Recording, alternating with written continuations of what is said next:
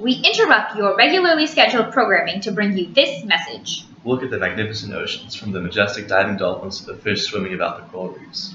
Unfortunately, this isn't a reality for all marine organisms. Human activity has impacted marine life severely, especially the heavy disposal of plastics into the ocean.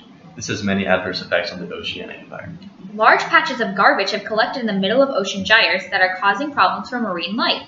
Trash from people flows out into the ocean following the current and slowly gets pushed inward until it reaches the center of the gyre, where it is stuck until the plastics get broken down, which can take hundreds of years.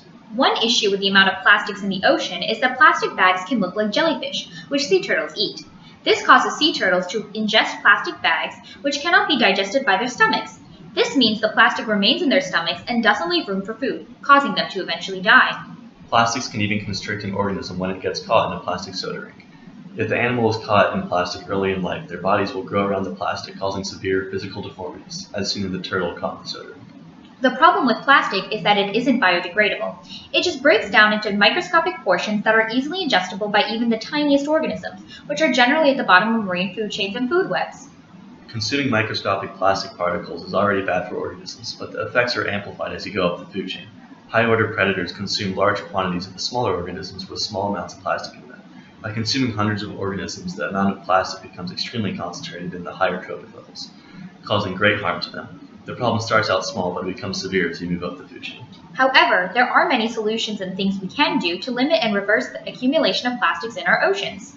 There are many ongoing efforts to reduce the amount of plastics in the ocean. However, most of these methods are very inefficient. The primary method is sending boats out to manually clean up the ocean using large nets to filter out the plastic. New methods are being developed to do this more efficiently. One way is to put out large nets perpendicular to ocean currents that will catch plastics and stop them from flowing along with the current. The trash will gather on the nets where it can be easily collected in large quantities. These are some of the methods that are currently in effect to counteract the plastics problem, but there are many things you can do at home to help reduce the flow of plastics into the ocean.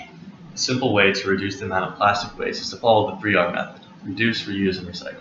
Reduce the amount of plastic you use by using alternative methods when they are available, like using reusable bags instead of plastic bags. You can reuse the amount of plastic you do use. Some easy things you can do are repurpose the plastic bags you have and use them for other purposes. And you can also reuse plastic water bottles. And most importantly, recycle. Separate your waste and make sure that the plastic goods you use don't make it to landfills. Make sure you put the plastics in a container for recyclables so they can be made into new goods.